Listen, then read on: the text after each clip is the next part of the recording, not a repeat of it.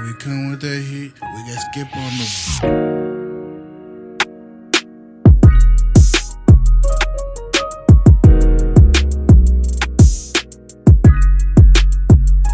Welcome back and welcome in episode 29 $1 Million Radio.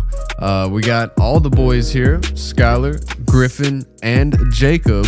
They're good? On Zoom. Jacob wearing his Playboy shirt. I knew I was going to get flamed, dude. No, it's a nice shirt, Jacob. Thank you. I was feeling a little spiffy. I'm on vacation this week. Yeah. Did the Easter Bunny bring that for you? Oh, come on.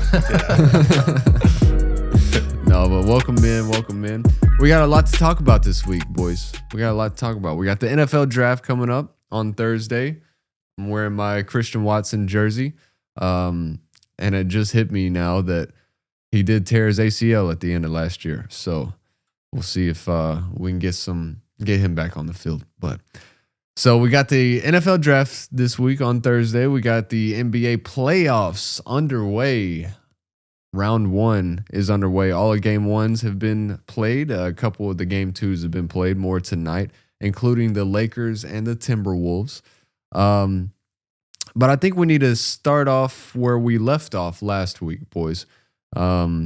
As we talked about for about 30 minutes in our 37-minute episode, Nico Iamaleava is no longer a Tennessee Vol. He did officially sign with the UCLA Bruins. So what do? We go get the UCLA quarterback who played for Appalachian State last year, Joey Aguilar, a senior. Welcome in, Joey Aguilar, Vol for life. Man. Vol for life, day one. Vol for life. But is Nico a Vol for life? No. Hell no. No, it's only if you finish out your tenure, right? Is that what it is? I would think, Hendon Hooker, Joe Milton, Vols for life. They did not start at Tennessee, but that's where they finished. Yeah. No Nico. No Nico. Yeah. He was Vol for life for a full 2 years. And then, I don't know. Yeah, to add to the chaos. Yeah. Now, we've gotten a little more info out of the whole dealings of everything, more the financial side. He was making, about $2 to $2.4 million in Tennessee, and keep in mind Tennessee has no state income tax or anything like that. It's a really nice setup. He goes to UCLA, which is obviously California, and he accepts a deal for around $1.75 million, is what I've heard per reports. Yeah, and that is not only is it a massive pay cut just up front, but the cost of living there is expensive. It's the taxes are a lot higher. There's a lot more expense that goes to living out in California. So Nico and his camp went on a little coping trip. Not camping. They went on a coping trip, and they said it was because the offense at Tennessee was the reason they transferred.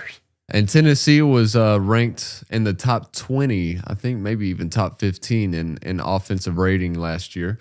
Guess what UCLA was ranked, boys? Probably 322nd? Yeah, 130th, 135th. 118. But it's the offense. It's the offense. The reason why they left Tennessee to go. Nico, you are a part of the offense. Yeah.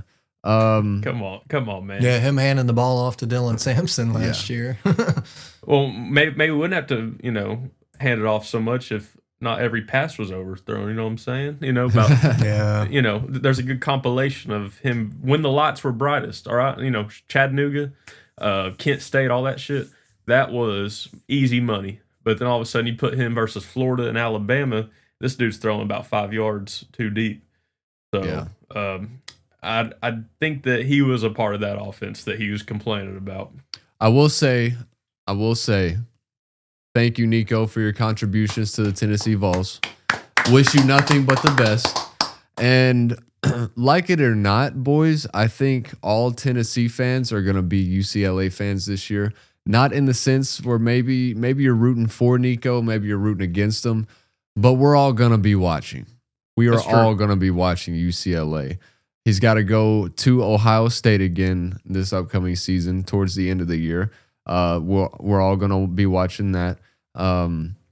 So Nico has a chance to do well this year and hit the draft and move on, but he did join a team. He complained about the offense, or his camp complained about Tennessee's offense, and then they went to UCLA, who was not only 118 in total offense last year in the rankings, but the first play call of the year is going to be the first play call of this new offensive coordinator's career. So, they got a brand new OC, unproven.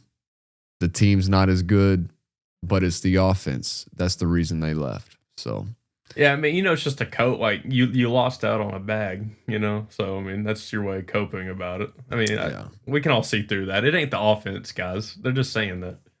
Yeah, it was all about the money until everybody else found out about the money, and then they tried to get more money, and then they realized they couldn't get more money, and so then they switched up and said it's just the offense, guys. That's it. That's it. See what I want to see though, because I'm sure y'all saw it. Nico's little brother Madden Iamaleava also transferred to UCLA yesterday, so. Watch him win the starting job. Madden might win the starting job, and Nico's going to transfer again. You never know. Well, just think too. He was originally committed to UCLA back in December or so, and then, before December, and then in December he transferred to Arkansas. He moved, not transferred. He recommitted, decommitted, and then committed over to Arkansas, and now he's swapped it back and gone to, So it's a nightmare what's happening with that whole team of people they got over there running. They've lost out on millions of dollars. Yeah. Well, see, it's like I saw this thing after taxes out of his 1.7 that he's getting. He's only getting $990,000. Yeah. Which still is still a lot of money. Still a lot of money. Yeah, but it doesn't go nearly as far in California as it does in Tennessee. Yeah, in the grand scheme of things, yeah. I mean, it's easy for us to be over here and say that, oh, you lost out on so much. I mean, you're still making near $1 million. Like, anyone would love that. But just the fact that you could have made double of that, I mean, yeah, I don't know. And in a better situation, like, you go from playing, Tennessee, Neyland Stadium, most Saturdays of a season, to always sold out. Yeah, to go and play in front of like 8,000 people at the Rose Bowl. I mean, yeah, in a 80,000 capacity stadium. Right. Yeah. So what do we think about Joey Aguilar coming in, boys? He was the Appalachian State quarterback over the last 2 years. He did December 24th. He went over, transferred in the winter portal to UCLA, and now that Nico and Nico's brother came in, he's like, nah, I don't want any part of this. Let me out. And it was basically it's his final year. Yeah, it was basically the equivalent of the first ever college football player trade is basically how it ended up. So, Joey Aguilar. I like Aguilar. I really like Aguilar. And like I said to you earlier, he's really tough in the video game. If that translates out to the real world, not sure. But, I mean, he did break, single season offensive records at Appalachian State. Appalachian State has never been a program that is full of scrubs either. So I think this dude can ball. I think he's a damn good quarterback. He may not have had a great year last year from what y'all were telling me, but I'm looking forward to him playing the SEC. And it's good. We picked up a 1-year rental basically for a transitionary period, because maybe J Merk and GMAC will compete this season while Aguilar is the starter. Yeah. And then one of them will get it next year, of course, and then that allows Fajon Brandon to come in and learn the system and learn from the vets and all that stuff. So, yeah, I will say Josh Heupel definitely playing the long game with this move, but he's not just going to give the starting quarterback position away. He's going to, Aguilar's going to have to earn it in practice. He's probably going to be set up for success in that sense. But taking a look at last year's stats, he was 218 for 390, threw for 3,003 yards, 23 touchdowns, and 14 interceptions. But the year before, he threw for 3,757 yards, 33 touchdowns, and 10 interceptions. So not as good of a year last year as the year before, but none of that matters now. Yeah, none of that matters now. So we're gonna see what he's got. We see what he's capable of too. I mean, I don't know what the factors were. Maybe he just sucked last year. I'm not sure. He could have just lost some weapons. That's true. Exactly. Yeah. I'm not sure what the exact situation was. So we've seen at his potential what he can be versus that competition. So even though the SEC is a lot bigger, better, faster, stronger than everyone else in college football, we'll have to see how that translates. If he had his 1 year was an anomaly that was really good, or if his bad year was an anomaly, let's hope it was the first one. Yeah, he is 6'3", 220 pounds, out of Antioch, California. So, boys, now that we got Joey Aguilar, Nico's gone. How do we think the fan base of the Tennessee Volunteers feels right now? Is it good, bad, meh? I mean, honestly, if you ain't feeling good about it, then don't watch the games, I guess, because this is gonna be a fun year. Even I think the fans, I think it's gonna be like a gray area. We're gonna have an understanding of what we did was the right thing, not only for our program, but for college football as a whole.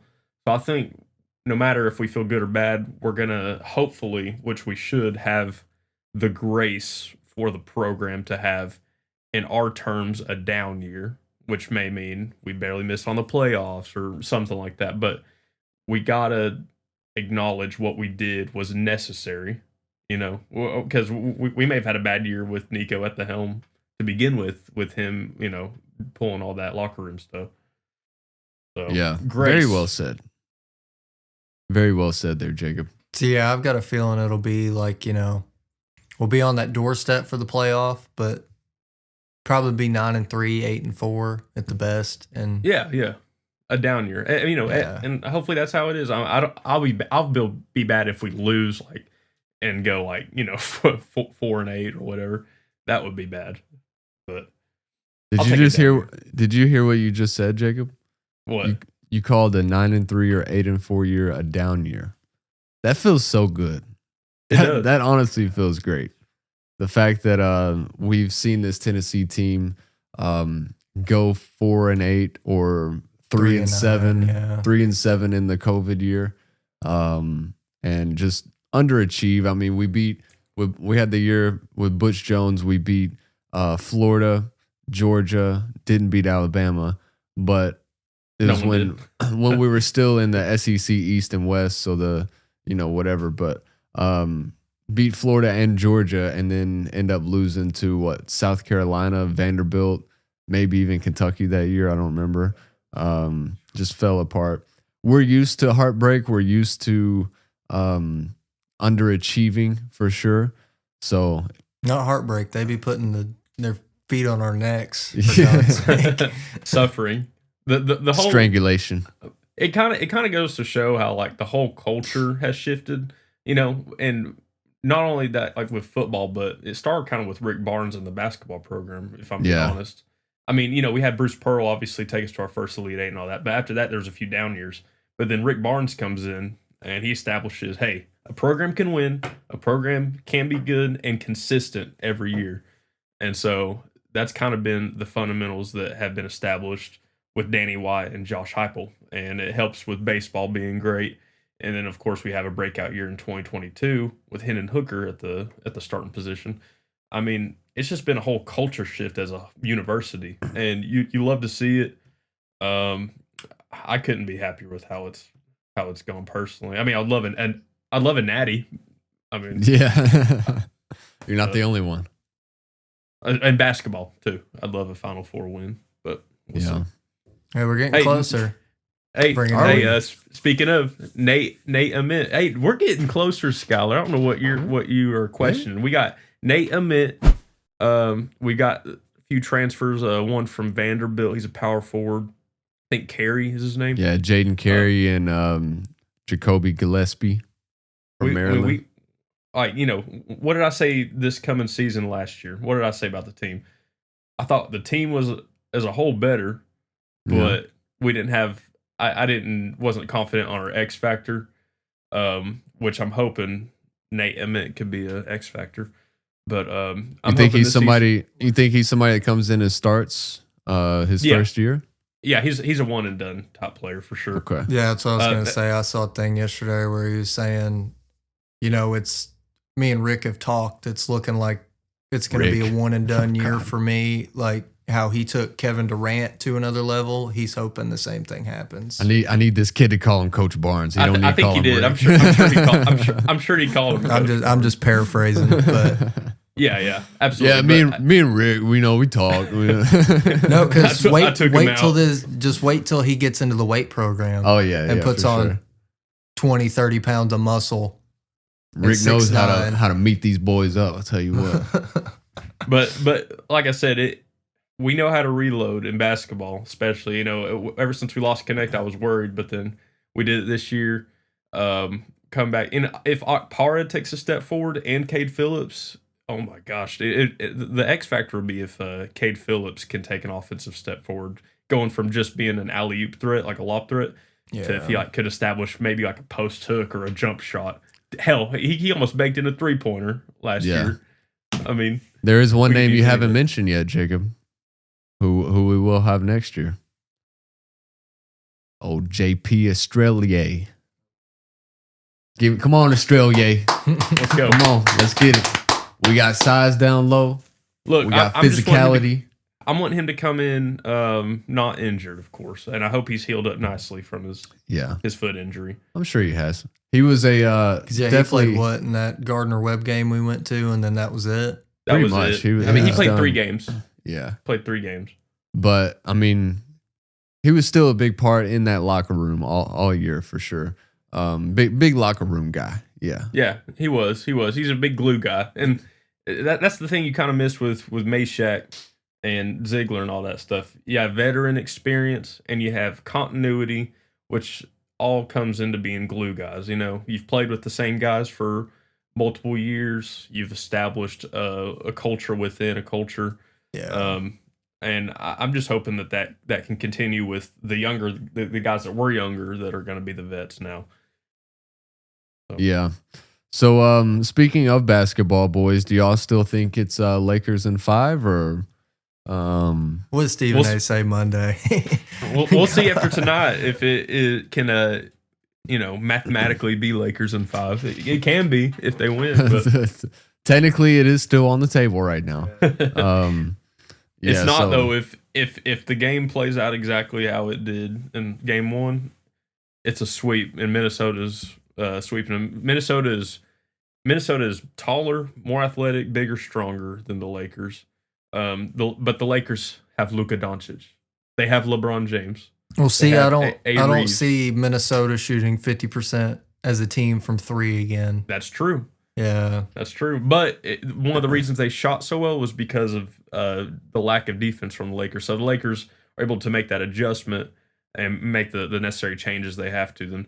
And not leave Naz Reid open in the corner 3 times in a row, then maybe they'll have a better shot this time. Naz Reid went 6 for 9 from 3 versus the Lakers.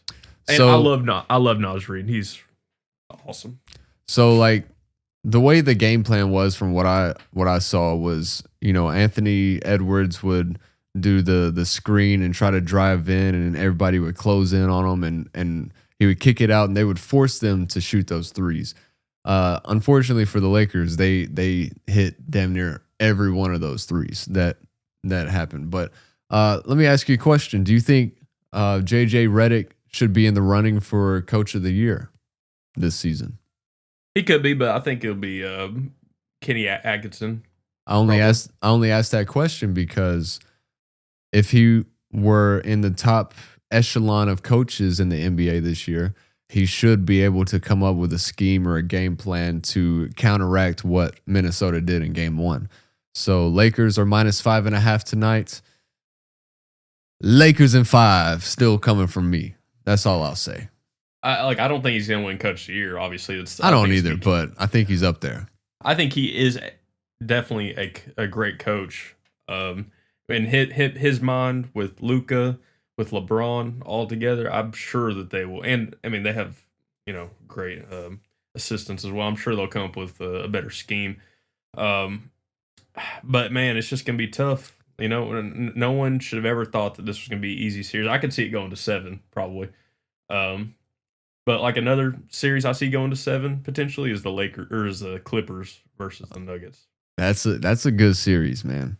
Dude, last night, obviously you had Russell Westbrook hustling his heart out, stealing, game 1 in Denver, of course. That's the full Russell Westbrook experience. Y'all seen the tweets about that? How he'll go from he's like the random box generator in Mario Kart. yeah.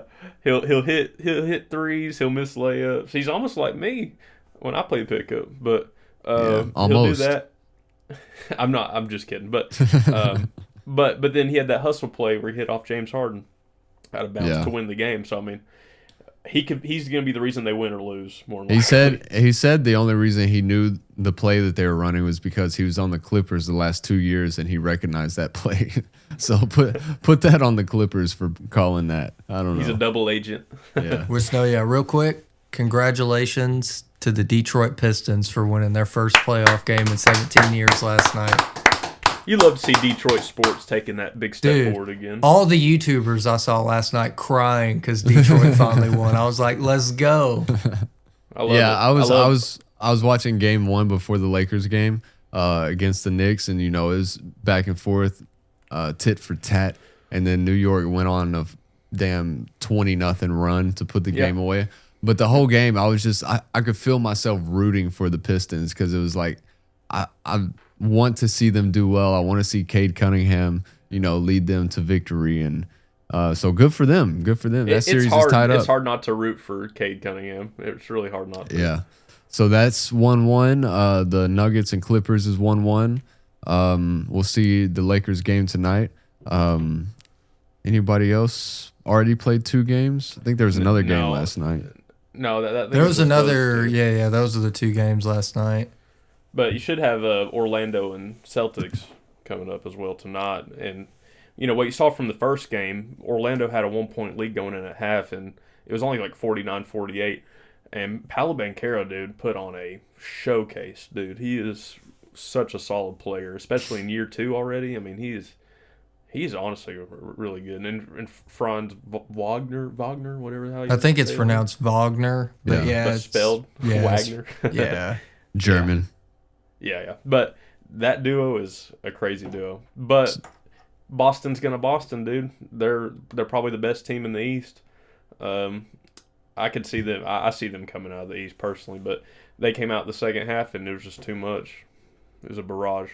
See, I need to watch a couple more games from Cleveland before I say Boston's the best team in the East, but I could eat my words. Yeah, so tonight, Boston is the defending champions, so. But that's last year. So we got the Lakers and T-Wolves tonight. That'll be the nightcap at 10 o'clock. But we also have the first game, the Bucks and the Pacers, followed by the Grizz and the Thunder tonight. And then Wednesday night, we'll see Magic Celtics, and then the Cavs Heat and Warriors Rockets. I mean, does Memphis win one game in this series? After Sunday, dude, I don't know. All they got to do is win by 1 point. You don't. The total doesn't carry over. So if you lose by 50 and then win the next game by 1, is still tied. But no, I don't think they win. It's just the effort level looked insanely disparse. But also, you got to think. This was a point that I thought about earlier. The Grizzlies were the team that lost in the first game of the play-in tournament. So then they had to play another game in the play-in tournament. So they played Dallas. Yeah, they played. I think that was 2 nights before game 1. That went down to the wire, didn't it? Yeah. Yeah, I mean, they've had 36 hours of rest versus like a week or so, right? Yeah. A few days. So they played 2 games last week. One was 2 days in between. The other one they played Friday and then, played again on Sunday. So that could have been a reason why they were so lackluster. But I mean they're gonna come out pissed off tonight for sure, and we'll see what happens. But hey, I'm not telling sure. you that celebration is so awesome though. You know, he's no, he does this. No, he does a, and he blocks out. He blocks out. I was thinking Anthony Edwards when he did that to Luka. Blocking out the haters. Yeah. Yeah, he's so full of shit. Well, no, see, it just makes me think of that Michael Scott meme where they're like acting and he's like, guns make everything better. I saw a video on I think it was Twitter where he shot a 3 and then they cut to like somebody calling in a Predator missile in MW2. New John Morant celebration just dropped. It said his loadout versus OKC was just Franklin with the fist. I thought that was so funny. So I know we're already maybe 2 games into round 1, but what is one team that when it's all said and done going into round 2 that you guys think makes the biggest statement from round 1? Warriors. I was gonna say Clippers, but we got to see what happens first. I definitely agree. I could go with that too. Clippers are the hottest team in the league, in my opinion. I think they're like 19-3 in their last, 22 games. Something like that. They're really good. They're really hot. Do y'all think it's the Thunder that makes the biggest statement if they sweep them, winning every game by 50 points?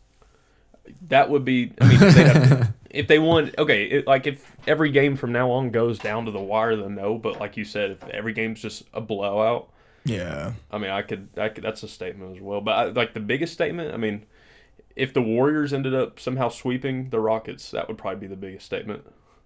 Well, I feel like Houston will come back in game 2 and tie it up. Houston's favored -3 tomorrow night. It'll depend if Jalen Green shows up or not. He's so inconsistent. He'll give you 7 points one night. He'll give you a 35 piece the other. There's no in between. There's no consistency with this dude. Yeah. Very talented, but you got to be consistent, especially in playoff time. And I just don't see that happening. So, give me Warriors in 4. Sweep. 4 games. All right. Yeah, I see them winning because they have Butler and Curry, of course. So I see them winning both the games at Houston, and I don't think Houston's coming out of Oracle it was Oracle with any wins. I don't see that happening. Yeah. So there was another big thing that happened this weekend, boys. John Cena broke the record for World Heavyweight Championship reigns at 17. This is the real sports I want to get into. Yeah. So John Cena defeated Cody Rhodes with help of Travis Scott Sunday nights at WrestleMania. I'm gonna be honest. I thought the match was great. It was so exciting. Cody Rhodes took probably 10 attitude adjustments and kicked out of every single one. And then the way it ended, I was not a fan of. I was expecting to see The Rock come out. We saw Travis Scott come out. Last year's WrestleMania main event is when Cody Rhodes defeated Roman Reigns, but we saw The Undertaker make an appearance. John Cena made his first appearance. And who else? There was somebody. The Rock came out. I think one other person, but it was so long. It was like an hour and a half long for the match. And then this one, we saw Travis Scott come out. The Rock should have come out. I was waiting on The Rock to come out, and then him to do this shit. Yeah, for it to end the way it did. The final boss. But so John Cena ends up winning after knocking the ref down and hitting Cody Rhodes with the belt. I was expecting Cody Rhodes to kick out again. He never did. So John Cena is the World Heavyweight Champion in the WWE for the 17th time, breaking Ric Flair's record of 16. He's not the world. Isn't he the undisputed WWE Champion? Well, whatever it is. If we're being technical, I think Jey Uso is the World Heavyweight Champion. Okay. If I'm not mistaken. All right. Well, John Cena still broke the record. Ric Flair's record was 16. Yeah, I know. But this guy ain't a real wrestling fan. But as he was making his victory speech, if you will, the promo last night on Raw, John Cena got RKO'd by Randy Orton. And then it was Randy Orton standing above John Cena holding the title up. So, hey, I ain't no fortune teller, but I think stuff is starting to get real between the boys. An old rivalry just got rehashed. So It's the Lakers and Celtics of the WWE. yeah. I mean, it just doesn't get old. How did you feel about everything, Jacob?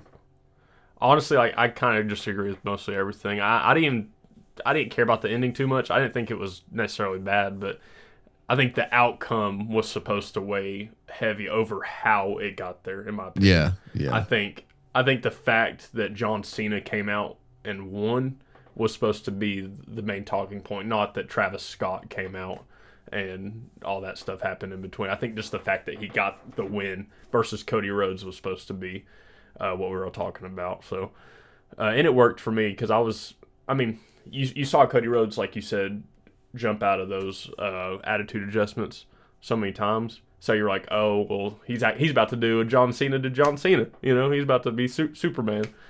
And no, that did not happen. Cody Rhodes got pinned 1, 2, 3. That's it. So I was pretty shocked. And I thought that was a cool way that they booked it for John Cena to win. I did not expect that coming. Yeah. Well, I thought John Cena would probably win, with this being his last ride or, the farewell tour or whatever. But with the way that it has played out, it is what it is. But I will say also last night on Raw, Paul Heyman, who has now ditched Roman Reigns and ditched CM Punk, he's joined up with Seth freaking Rollins. And that was during WrestleMania in that triple threat match. But last night, Roman Reigns came out and, was back and forth with Seth Rollins, Paul Heyman in the ring. He's about to get speared by Roman Reigns. And who comes out from the crowd in a hooded sweatshirt was Braun Breaker, who speared the hell out of Roman Reigns. And then they went back outside the ring, and Braun Breaker ran all the way around the ring just to spear Roman Reigns through the barricade. It was pretty badass. I can't lie. That is cool. I do worry for Roman's promos and stuff because Paul Heyman kind of saved his career when Roman Reigns turned heel and he had Paul Heyman to kind of talk for him, But hopefully he can just maintain what he's built so far. That's the only thing I worry about, though. Sounds like there's a new allegiance in the WWE. So it'll be Seth freaking Rollins, Braun Breaker, Paul Heyman, and then whoever else joins. I'm sure there's going to be somebody else. But I'm just waiting for Brock Lesnar to come back. We'll see. I don't know if he'll get back after that lawsuit. We'll see what's next with Cody Rhodes. I'm sure we haven't heard the last of him. So, any last words, boys? We're about to have to wrap it up and do the $1 Million Radio song choices of the week. NFL draft is Thursday. Oh, yeah. Bengals got pick 17. Please don't screw it up. Yeah. I'm kind of... Is there a projection for them who they're going to pick up? It's just, it depends on if somebody falls, because they're saying if James Pierce falls to 17, we might snag him at 17, or if Genty somehow falls to 17. That's not happening. I'm definitely looking in at, I can't remember his name, but he played at Alabama last year. A guard. Okay. Something. I can't remember. You are going to mess around and get Travis Hunter. Dude, no, they're saying, hey, people are thinking if Cleveland gets Travis Hunter at 2, his career's not going to be as good as it would be if he went somewhere else. Well, Travis Hunter said that if he doesn't get to play both sides of the ball, he's just quitting. He's retiring. All right, go Browns. Draft him. Come on. So we'll see. Make him play wide receiver. He ain't the top at any of those though. But Y'all got y'all's songs of the week? go ahead, Skylar. I'm going to go Static by Sleep Theory. It's one of their new ones. They've got an album coming out in May, I think, as well as Sleep Token, who has the album coming out in May. I'm super excited for that. And if I could pick the same song 2 weeks in a row, I would still pick Caramel by Sleep Token. So I would do Emergence.